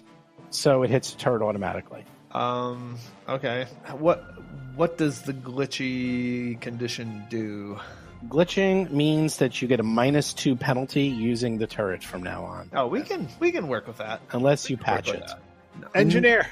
Okay, new round, Bob. Brand new round on everyone. Does anyone wish to change their roles? Surprise, surprise! Tuttle is going to switch to engineer. There you go. What you doing that for? Oh, that's good. He's got to fix your turret, I think. Okay, Tuttle, you're up. If you Okay, want to, we're in the engineering round. Captain can do great. something too. Tuttle is going to patch the turret, which is a engineering check. DC looks like it's just a glitching, right? Yeah, so it's just a 12. It's really easy. Oh, okay. Then I'm going to patch the turret. Don't forget you get a +1. And Rusty, if Bob you're wants not to do switching anything, he roles can or help you. anything? No. Okay. Power has gone to my head. The powers. We need a captain. Every of the ship power. needs her captain. But the fun is this round, I'm going to get to yell at our goddamn pilot. You have Go. no idea. What It is- men of Well, since power I have a can plus do. 12 in engineering and it's a 12, I pretty much have to roll a 1 to fail. Nope. It's a skill Oh, check, yeah. so you There's no way you'll do cannot that. fail. 31, you failed. Okay, I mean, you're totally fine. You're like literally push like one button. Yeah. I know, you're rolled 19 to 31. You push one button, you're like, okay, guys, it's fixed. Yeah, I did a stereotypical Hollywood movie where I just give it an elbow and it starts working again. Yeah. the Fonzie maneuver. Yeah, the Fonz move. Yeah, Fonzie in the jukebox. So the glitch is gone for now. If it takes crit again, it goes to malfunctioning, and then you got to jigger it back to the way it was. It's fixed though now. It's fixed until it takes damage again. It's very good. When it's glitching, it's not that bad. If it starts getting malfunctioning or wrecked, it takes multiple rounds to fix, and it gets harder and harder. It's not good. There's also a temporary patch that you can do for 1 round. That's like move it down 2 steps. It takes it down 2 steps, but only for 1 round. Yeah, this so is you're a permanent saying fix. duct tape is more powerful than your engineering skill. Oh, that's such a good thing. Pilot is up. You can't give him a plus for the pilot check. That's not one of the actions, by the way. The pilot check is a roll off. I have this. No addition. Then he actually hold on. I rolled a 15. Ooh. A 1 for 15. So actually, does he get any roll at all during the course of his round? Yes, he will get a roll if he wishes to do a stunt, like a back off, a barrel roll, and evade, flip and burn, fly by, slide, or turn in place. Well, turn in place doesn't need roll. I do have to learn these things. Okay. I will learn them well, you're by not next going to be doing those this turn, Chris? No. That's fine. Then I will encourage Mo for his shooting. And that's all. My skills are far too valuable to What waste is on encouragement? Freaking Plus fighter. 2. So they You go got first. an 18. I'll take it. Hey, I would have hit last 2 So turns I go ago. first, and Yep. you go second because I rolled terrible. He I'm is just going a to better do. pilot. You are a better pilot for now. He's going to do back off, which makes him move backwards. He rolls a 12, so that's a 26. That easily makes the 26. DC of 12 needed. So he's going to back off. If the DC's 12, there's no reason to roll. Actually, you're Right, that's right. You're right. It was just for fun. It was for dramatic effect. Just to show us that you could, huh? Yeah, so he literally backs up. It's like beep, beep, beep, and he goes back there. Right Or you back could to just the turn Matari us Nebula. around. You know, Steve, you seem to demonstrate 3-dimensional thinking. 2-dimensional Yes. thinking. Bob, Play the You're wah wah wrong. sound. you're not allowed with the Star I Trek know. references. Yeah, when you fail a Star Trek reference. Yeah, I feel bad about that. Womp womp womp womp. Sad trombone. All right, there we go. So now what are you going to do, Chris? Oh, okay. I prefer that you address me by my character name. Sorry, Hiroji, what are you going to do? Hiroji is going to do something. You're actually right. I actually almost always do that, but for some reason I messed up. That's as close as Hiroji can get. Okay, so you have to always have the front of your ship pointed towards the direction you want to go. Always. Okay, these are... So that's where you end up. That's where you are. That's the closest you can get. Now, it doesn't really matter that much, but when you get a slow ship, oh boy, does it matter, because you have to move 1 or 2 squares before you can even turn your ship. Let's just fire. Who's firing? He's going to fire at you. You're going to fire at him. Let him go first. That's damage. That's the wrong thing. All right. Oh, I go first. He hits you with a 20. 2 points of damage on your hull, which isn't fair because they God. really wanted to destroy you. So that's 26. Keep going. Now you go. Okay, so first I am going to encourage him. Mo, I don't know if your people use Mr. or any other thing like that, but at any rate, Mo, you know, that hat, you're really rocking it today. I think you can definitely draw on that for your shooting. And Captain, may I just say it's very helpful to hear encouragement from you, as you know, your subordinate. It's very helpful. It's helpful. Wow, Yeah, subordinate. keep it up. No problem at all. Now, don't screw up. All right, so I've got +8, and I'm rolling. I had Excellent. an 18 plus 8 is 26, Nice. You easily hit him. Do your damage. and damage is 46. 44. 44. 46. What planet are you from? Oh, crap. Wow. 7. You rolled a 7. That is some crappy shooting. Yeah, sometimes. But you take do the good crit with the another bad. system. You crit another system. You go. Roll a Roll your 1d100. Percentile die. 24. Ooh, The sensors. 24 hits the That's sensors. the sensors again. And now they're malfunctioning. So here we go again. Start of a new round. Ship doesn't look like it's in good shape, by the way. His. Oh, yeah, his does not look good. Good. Yeah, okay, you can decide. Is anyone changing any Yeah, roles? we might get... Oh, he's going to More maneuver. guns. He's More got guns. maneuverability. It doesn't matter. Oh, if we win, Oh, yeah, that's true. That's true. So we basically... it's probably going to back off. But still, more guns is more good. Or you can bolster our shields. I don't know. Jason, what are you going to do?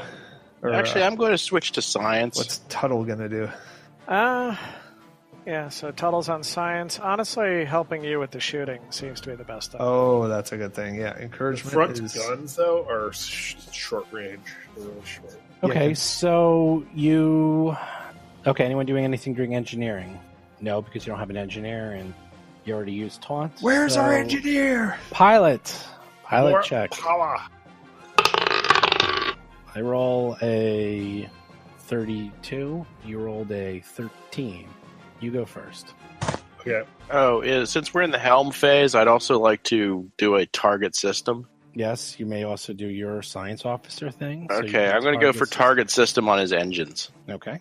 Basically, just for the rest of you guys, it increases our chance to crit because it makes a crit a 19 or a 20. Ooh, And nice. if we do crit, we automatically choose that system instead of rolling on the table. So we don't get the Like stupid that. sensors again. Yeah, that's good. Okay. So you roll your computers. It's all computers for you, baby. So you need to get a 13. Oh, no, a 18. And I have a plus 10, so shouldn't be too bad. Watch, I just jinxed myself. You did. Should I Yeah, use one of you our did. plus ones? Of course. Definitely. All right, I'm going to use one of Actually, our it's a plus 19. ones. Sorry, it's a 19. I made a mistake. All right, so I'm using one of the plus ones. There you go. 22. So you target their Target engines. Engines. engine. There he goes. I want to slow him down if possible. He moved very far away from you. That's about 12. Your turret will hit him, but that's it. So you go first on That's your all guns. we got anyway. Yeah. So I've got a +1 from the computer, a +2 from the encouragement of my Well, captain. this is some new encouragement. I want to tell you, Vesk and the War were all shifty, miserable bastards, but god damn it, they knew how to shoot a gun. I want to see you be like a Vesk. Be the Vesk. All right. You know, you and him going to get a room, and I get all this hostility when I'm shooting a gun. That's, Well, well, I was using a different skill. you're not going to intimidate a Vesk. It's. I think we're impervious. I think that's our racial. You might want to Oh, sleep no, with one actually, eye you've open, forgotten. I did the Captain. demand on you last at the first round of the thing. All right. Keep So I'm running going to away, run. We're at the gunnery phase, correct? Yes. you Okay. fire. Just rolling +8. 26. Nice. Hits away. You hit. Is that a And crit? you. No, it's not a crit. It would have been if Just you rolled in. missed, it would have been 19 or 20. Yeah, it would have been 19 or 20. Actually, you missed by. Yeah, you missed. Okay, roll your damage. That's a little better. 12 There we damage. go. Wow, that's a lot of damage. Okie dokie. And what does it hit? It hits the engines. Roll 1d. Oh, it automatically. Yeah, does it crit? Does it? Is that how that works? It automatically hits the area when it does a crit, Jason? I believe so. Let me double check Yeah, that. not to be credit, though, right? If that attack deals critical damage, it affects the chosen system. Yeah. Okay, that would so be. the engines are automatically hit and glitching. So I don't roll the D100, right? No. So he It's kinda fun automatically to roll has that. you hit the engines and you did damage to him, and he actually doesn't do anything to fire back at you. Uh-oh. Okie dokie. So something happens when you hit him. So the whole ship seems to just kind of like fall apart and is now drifting in space. And there's nothing left, more or less. And the transponder goes dead. So you have more or less disintegrated his ship. Wow. Oh, prepare boarding Really? actions. Yeah. There's no boarding. There's nothing left to board. Oh. Aw. The ship was like the size of a motorcycle. Oh, are you serious? Wow. Yeah. We were fighting the Wookiee speeder. Yeah. It was literally for single person. That's all that was left. So, congratulations. Yay! You beat him. Crash. We beat the space motorcycle. I wanted an explosion, though. Yeah, I know. I wanted a warp core breach. Yeah. Well, now here's the question: where did that come from? Yeah, that's a minute targeting. Was that launched from the rock or from the ship? It actually came from, if you remember, from the armada that circles around. As you're approaching the ship, the Acheron, you actually saw this ship break out of the armada, which is, like the thousands of ships surrounding the spaceport, and you saw the ship break off and attack you. Oh, so it followed us, kind of? Yeah, it kind of did like a... Slave 1 move? Yeah, Slave 1 move. You literally read my mind, John. Yeah. Search for treasure. Yeah, is there any point in searching for debris? Yeah, that's what I'm thinking. Or even actually the black box. Let's find their data core. There's nothing like that. I was too effective, you guys. I mean, if you want me to pull my punches, I will, but, I said we wanted the live prisoner. The ship is also... There are things you can eventually get on the ship that might allow you to do salvage and stuff, but you guys are on a shuttle with weapons. You just don't have enough equipment to actually do any of these fancy things you want to do. You need a much shuttle more... with weapons and a terrible name. Yeah. That's it. That's all it does. Diplomatic mission to Alderaan. Yes. Yeah, it's just gone, and that's all there is to it. So with that, you can continue on your... It actually was going on autopilot until you took over to initiate the firing of weapons. The red alert and proximities all die down on the ship, and it now automatically switches back to autopilot and continues on its way. God, we're back on autopilot. I'm like, Captain, you're still Captain, yes? Oh, God damn it, yes. Captain, you may want to have our engineer fix our shields while we are in transit. Dr. Tuttle, do you believe you'd be able to take care of that? Oh, now you're asking nicely. I was just trying to really get you going earlier. Sometimes I find it's effective. Maybe you should get going and fix your own damn shield. Wow, mutiny happened faster than I ever expected. That didn't take too long. Well, have we been gone for 15 minutes? Is Cheddar standing no, right behind I'll do whatever sort of repair actions I can do. Do you need any help? I could help you. So how it works outside of combat is you can, unless it's significant damage, you basically have the time and energy to rebuild the shields. You can't fix the hull. That requires a spaceport, and you guys have some hull damage, but the shields can all regenerate. You can patch up the systems. They are still considered patched. So if you get into another combat, for all intents and purposes, all that really happens is your shields are full, you still have hull damage, and your systems are all patched up. So the turret is considered patched, and if it takes damage, it goes to level 2 malfunctioning? Correct. And how much hull damage have we taken? You took, I think, 8 or 9. I have to look at the sheet. I put it away. I think it's 9 points of damage. Not a lot. You have 35, so that's down 20%. Okay. Yeah, it was a little more than 20. That's why you took. That's why you took the damage on the weapons. As long as we can get to where we're going, that's the main thing. Yeah. All right. So with that, the shuttle continues on its way. It only takes about 2 hours for you to get to the quarantine area. Sure enough, as soon as you get to the quarantine area, alarms go off, and you can see all these warnings that are going off, basically saying, warning, warning, do not approach, quarantine zone, like all these official statements from Absalom Station and the government warning you, and that you can be destroyed, your ship impounded, fines of like 1 million credits, and then all of a sudden you see all these overrides appear in the name of Acheron, and you see that everything goes fine and it all clears and goes green. And now you have access to the controls to dock with the Acheron. Do you want to take a look and see what you find? Yes. Oh, yes. Oh, yeah. So you look out the window, and sure enough, you see the Acheron, an old prospecting and mining ship that has obviously been very hard used and a lot of years on it. It is boxy and ungainly. It's been patched and repatched over and over again. It has tons of scars of countless micrometeorite impacts, and it's faded from the exposure of radiation of space. It appears to be floating in space far from Absalom Station. And the only companion seems to be a large misshapen asteroid, which people have been calling the Drift Rock, which is tethered behind the ship on long tow cables.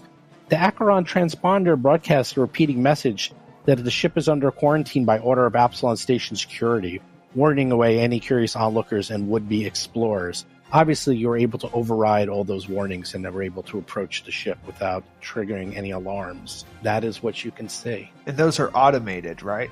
Yes, those are automated. It's not like people that were... Okay. No, this is ship, as far as you know, has been abandoned and everyone is dead. Okay, that's what I thought. I just making sure it's... So you can see the Acheron.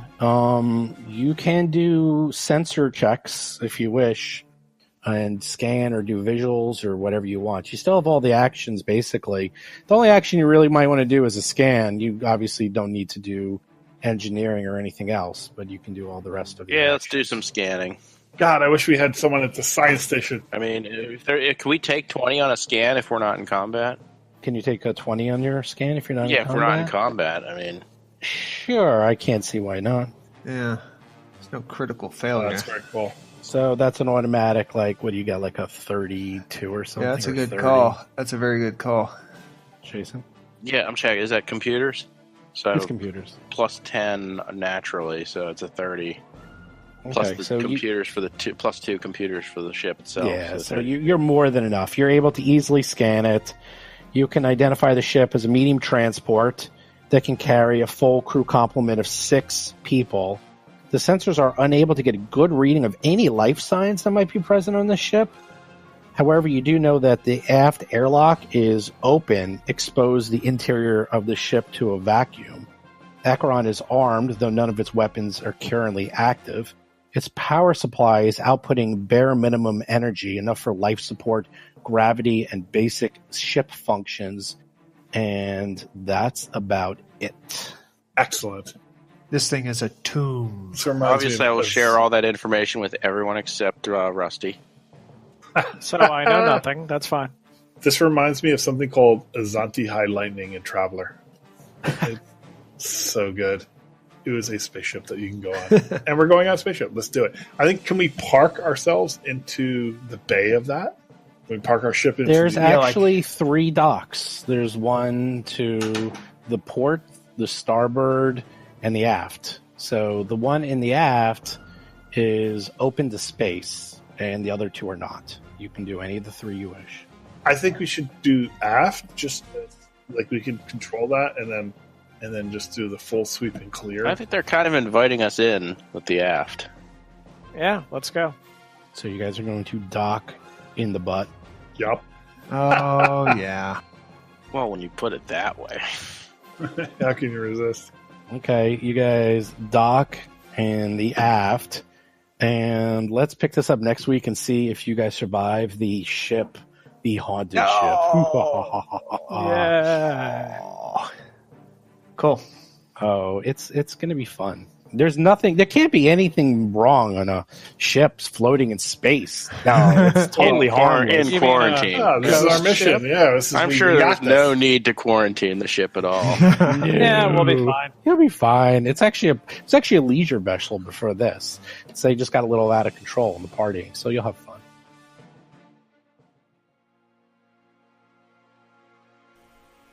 So here we are, everyone. We are announcing the grand prizes to the podcast contest giveaway, where we ran it for approximately 2 months, where all you had to do was review the show. And now we're going to be giving out the 3rd place prize, 2nd, 1st, and grand prize. Remember, if your name is called, you must claim your prize by December 31st, 2017. All you need to do is write us here at contact@rollforcombat.com, and we will follow up with you, and you will get your prize. And make sure you come on the Discord channel and say hi to everyone and brag about how you won. We've already had several people win and talk about it on the Discord channel, Everyone will congratulate you and secretly be envious of you. And once again, you can find the Discord channel on rollforcombat.com. It's right there at the top. You just click on it and you'll be taken right to the channel. And also don't forget, on the Discord channel, we're there all the time. I'm on there 24/7. And you can also see pictures from every episode. This one, you can see all the starships. I actually even put up the statistics for the PC Starship, so you can see what they were running. You can actually see images of the battle map for the space combat itself. So first up is the third place prize, where they're winning a $25 Amazon gift card plus a Roll for Combat t-shirt custom made just for you. Remember everyone, these are chosen completely at random. All we do is just randomly select it, make sure you enter the review, and that's it. This one is by Sinith on Stitcher. His real name is Frederick, and congratulations, you won the third place prize of $25 Amazon gift card. The second place prize, which is a $50 Amazon gift card plus a Roll for Combat t-shirt, goes to Deliveran Z. Real name is Morgan, I believe. Sorry if I mispronounced it. From iTunes in the UK. They just submitted a review a few days ago. And congratulations. Contact us and you will get your prizes. The first place prize, a $100 Amazon gift card and a Roll for Combat t-shirt, goes to Will Diaz from Facebook. You entered a review on Facebook. We're getting them all here. Again, this is all random. Contact us and we'll get you your prize. And here we go. The grand prize of a $250 Amazon gift card and a Roll for Combat t-shirt goes to, whoa, this one's hard to say, Will Vonkano. UWILNVRKNO. His real name is Albert, and it was a iTunes review. Congratulations, Albert. You have won the grand prize, $250 Amazon gift card, t-shirt, and the envy of everyone listening to the show. Contact us, and we'll get you your prizes. For those who are upset, don't worry. We're going to be giving out something to everyone who entered. We're going to send you something in email in a few weeks. We're still finishing it up. We'll get that to you soon. It's going to be really cool. And we are going to have a brand new contest next week. Brand new. I'm actually getting the prize hopefully in the next day or two. And it's going to be really cool and completely unique. Something you won't be able to get almost anywhere else. So with that, thanks for listening to the show. Once again, make sure you subscribe to us on iTunes and Stitcher and anywhere else you subscribe to podcasts. Make sure you like us on Facebook. Make sure you follow us on Twitter. Definitely come by the Discord channel. And again, thank you everyone who entered the contest. Sorry if you did not win, but don't worry. I am going to be using those entries for future contests. So your entries will not go to waste. You'll be able to potentially win future contests with the same entries. We will talk about that more next week. And otherwise, I will talk to you guys next week. Thanks for listening. You've been listening to Roll for Combat, a Starfinder actual play podcast.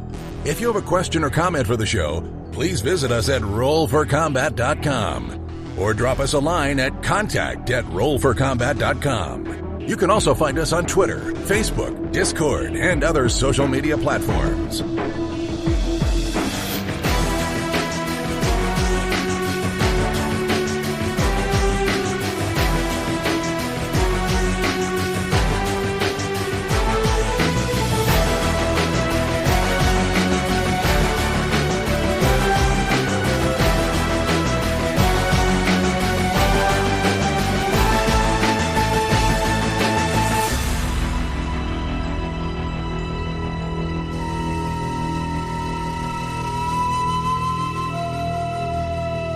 You've been listening to Roll for Combat. Until next week, always remember that those ghouls don't want to steal your soul. They just want a hug.